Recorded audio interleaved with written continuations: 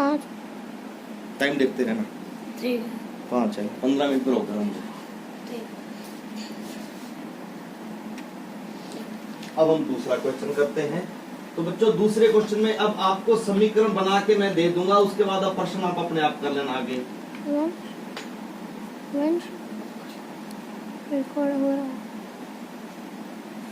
दूसरा प्रश्न है, एक आयत स्विमिंग पूल की लंबाई उसकी चौड़ाई के दुगने से 2 मीटर अधिक है। लंबाई, ना तो हमें लंबाई का पता ना चौड़ाई का पता। मैंने तुम्हें पहले कहा था इनमें से जो छोटा होता है उसको मान लेते हैं। तो माना चौड़ाई बराबर है x। लंबाई क्या होगी?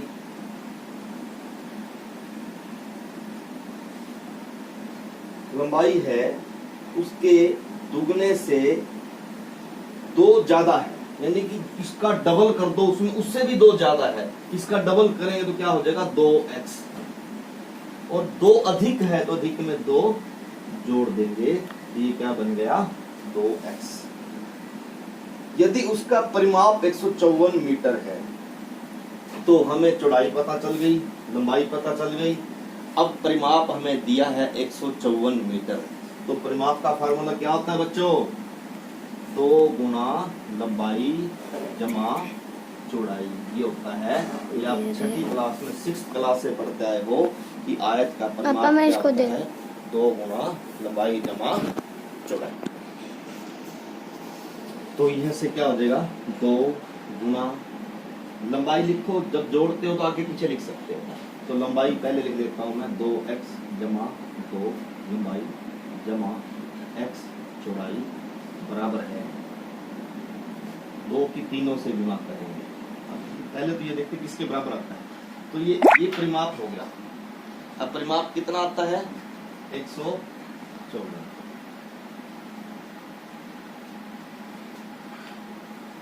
तो अब इसकी 2 की तीनों से गुणा करते हैं। 2 दूनी 4x प्लस 2 दूनी 4 प्लस 2x बराबर है 114। उसके बाद आपको समीकरण कर लेना है 4 और 2 6, 6x जमा 4 बराबर है 154। तो 4 वहां शिफ्ट हो जाएगा, 6x बराबर है 154 माइनस 4 बराबर है 150 और x बराबर है 150 बटा 6। तो काट के कितना आ गया, जब 150 को 6 से भाग करोगे तो आ जाएगा 25। तो x की वैल्यू कितनी आ गई 25। x आपने किसको माना था, चौड़ाई को। तो हमें ये पता चला कि चौड़ाई हमारी 25 आ गई। तो हम लिख देते हैं, उसमें लिखा है। अब इसमें देखते निकालना क्या है। हमने लंबाई व चौड़ाई अलग अलग ज्ञात की। तो चौड़ाई कितनी होगी, आपको जिसका पहले पता चलता है उसको पहले बता दो। तो चौड़ाई कितनी होगी 25 मीटर, क्योंकि मीटर में था परिमाप तो मीटर में लिखेंगे। अब लंबाई कितनी है, लंबाई का हमें ये पता है, लंबाई तो 2x जमा 2 है। तो x की वैल्यू कितनी है 25, तो यानी 2 गुना 25, क्योंकि 2x का मतलब 2 गुना x ही होता है। तो क्या हो गया 2 गुना 25 जमा 2, 2 गुना 25 50 जमा 2 52 मीटर। तो ये आपका आंसर हो गया। चौड़ाई बराबर है 25 मीटर, लंबाई बराबर है 52 मीटर। इस तरह से आपको समीकरण बना के और क्वेश्चन हल करना है। ठीक है, अब देखते हैं इसका क्वेश्चन नंबर, ये क्वेश्चन नंबर 2 था, इसको लिख लीजिए। अब हम क्वेश्चन नंबर 3 करते हैं। एक प्रश्न जरूर आता है इस प्रश्नावली में से। जब आपको समीकरण बनाना आ जाएगा तो आपके लिए सारे काम आसान हो जाएंगे। समीकरण बनाने के लिए क्या करते हैं, जैसे जैसे क्वेश्चन होता है वैसे वैसे क्वेश्चन को पढ़ते जाओ। अब देखिए तीसरा प्रश्न है, एक समद्विबाहु त्रिभुज का आधार 4/3 सेंटीमीटर। देखिए बच्चों, समद्विबाहु त्रिभुज वो होती है जिसकी 2 भुजाएं बराबर होती हैं और तीसरी भुजा अलग होती है। तो आधार, ये आधार अलग है, ये दोनों भुजाएं जिन पे मैंने एक एक लाइन लगाई है, ये दोनों भुजाएं एक दूसरे के बराबर हैं। तो आधार कितना है 4/3। अब ये दोनों भुजाएं क्या है बराबर है, तो उसका हमें पता नहीं कितनी है, ना हमें इसका पता ना इसका पता, तो इसको x मान लो, इसको x मान लो, ठीक है। तो लिखोगे माना समान भुजा समान भुजाएं, क्योंकि ये दोनों बराबर है। समद्विबाहु का मतलब ये होता है कि ये भुजा दोनों बराबर होंगी और ये अलग होगी। तो समान जो भुजाएं समान है ना उनको x मान लो। तो परिमाप क्या होता है, किसी भी आकृति का परिमाप उन सभी भुजाओं का जोड़ होता है। तो 3 भुजाएं हैं इसमें, हम तीनों को जोड़ देते हैं, एक x है, दूसरी भी x है, तीसरी 4/3 है। तो जब हम तीनों को जोड़ते हैं तो हमें परिमाप प्राप्त होता है, और परिमाप इसमें दिया है 4 सहित 2/15। ये क्या हो जाएगा 15 चौके 60, 60 और 2 62, तो क्या हो जाएगा 62/15। तो हमारा समीकरण बन जाएगा x और x 2x जमा 4/3। आपको ये बात ध्यान रखनी है, x हमेशा समान पद आपस में जुड़ते हैं, तो x इसमें नहीं जुड़ पाएगा क्योंकि ये समान नहीं, ये संख्या है और ये चर है, तो दोनों चर आपस में जुड़ जाएंगे। 2x जमा 4/3 बराबर है 62/15। अब इसके नीचे आप 1 लगा लो, नीचे चर तो है नहीं और जब गुना तो करेंगे नहीं, तो हम क्या ले लेंगे इनका एलसीएम, किसका 1 3 15, तो एलसीएम आ जाएगा 15। अब 15 को 1 से भाग करेंगे, कितना आएगा, जब 4 को 1 से भाग करो 4, 6 को 1 से भाग करो 6, 15 से भाग करो 15, तो 15 को किससे गुणा करोगे, ऊपर वाले से। करते क्या है, नीचे वाले से भाग करते हैं, हम ये 7th में कर चुके हैं, नीचे वाले से भाग कर ऊपर से गुणा कर देते हैं। तो 15 1 से भाग किया 15, इससे गुणा कर दिया 30x जमा 15 को 3 से भाग किया 5, 5 चौके 20, 15 को 15 से भाग किया 1, 62 एकम 62। तो अब इसको छोड़ देंगे, हमारा क्या बन गया 30x जमा 20 बराबर है 62। 15 20 5 20, तो यहाँ से 20 वहां चला जाएगा, क्या हो जाएगा, इसको यहाँ कर देता हूँ मैं, 30x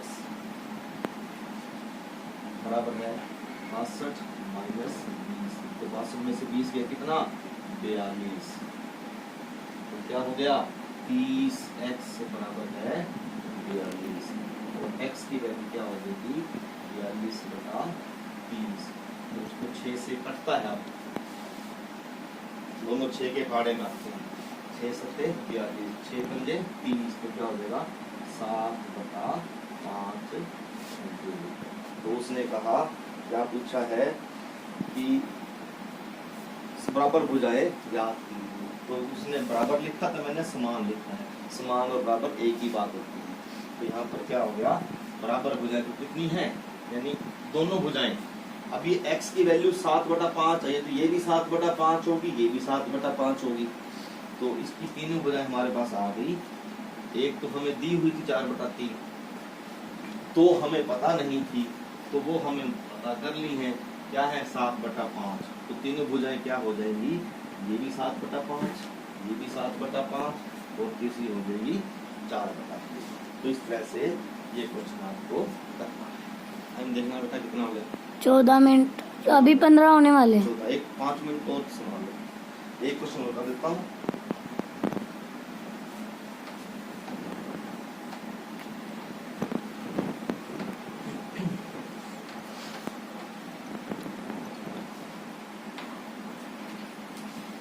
हो गए 15। 2 संख्याओं का योग 95 है, एक संख्या दूसरी से 15 अधिक है। बहुत आसान क्वेश्चन है। 2 संख्याएं हैं, हमें दोनों का ही नहीं पता कितनी है। हमें ये पता है कि एक संख्या जो है ना, अगर एक 5 है तो दूसरी 20 है, अगर एक 15 है उससे 15 ज्यादा हो, कितनी है 30 है। तो आप एक को मान लो, छोटी को मान लो, मानना छोटी संख्या। देखो इन सभी प्रश्न में आपको मानना जरूरी है, हम x मान लेंगे, उसी को फिर हम सिद्ध करके दिखाएंगे कि हाँ जो हमने माना था x की वैल्यू तो हमें बतानी होती है।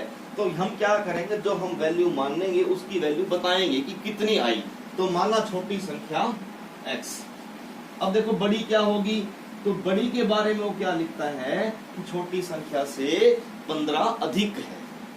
अधिक का मतलब इससे 15 ऐड कर देंगे तो क्या हो जाएगा, x जमा 15। तो अब वो लिखता है कि इन दोनों को जब जोड़ दिया जाए, इन दोनों को जोड़ देते हैं, x जमा 15। वो क्या कहता है, इनका जोड़ कितना है 95, यानी इनका जोड़ 95 आना चाहिए। तो ये बराबर कितना हो जाएगा 95। बहुत छोटा और आसान क्वेश्चन है। x और x 2x, 95 में से 15 घटा देंगे, कितने 80। तो 2x बराबर है 80, x बराबर है 80 बटा 2 40। तो छोटी संख्या क्या मानी थी हमने, x। तो छोटी संख्या क्या हो गई, छोटी संख्या x, और x की वैल्यू कितनी आई, कितनी है ये 40। तो x की वैल्यू कितनी होगी 40। बड़ी संख्या क्या होगी, बोलो बच्चों। 95। नहीं बेटा, बड़ी संख्या उससे 15 ज्यादा है। देखो मैंने क्या लिखा, छोटी संख्या कितनी है और बड़ी कितनी है 15। ये 15 है, ये 55। x प्लस 15 क्या है ये, x प्लस तो x की वैल्यू कितनी आई है 40। तो इसकी कितनी हो जाएगी 55 plus, yes very good, 40x आया है। और जो भी तुम्हारा x आया उसमें 15 जोड़ दो, 40 प्लस 50 55। तो जी हमारा ये आंसर हो गया, छोटी संख्या 40 होगी, बड़ी संख्या 55 हो गई है। तो अब ये 4 क्वेश्चन हैं। इसके बाद आपको ऐसे ही और सारे क्वेश्चन बनाने हैं। जो आपको नहीं आएगा क्वेश्चन, मुझे वो आप व्हाट्सएप कर दो, कोई डाउट है तो पूछ लो। इसके बाद हम एक क्लास और लगाएंगे, चैप्टर को प्रश्नावली को पूरा करेंगे, फिर हम थोड़े बहुत क्वेश्चन 2.4 के करेंगे। उसके बाद अगली आपका एक टेस्ट लिया जाएगा दूसरे चैप्टर का।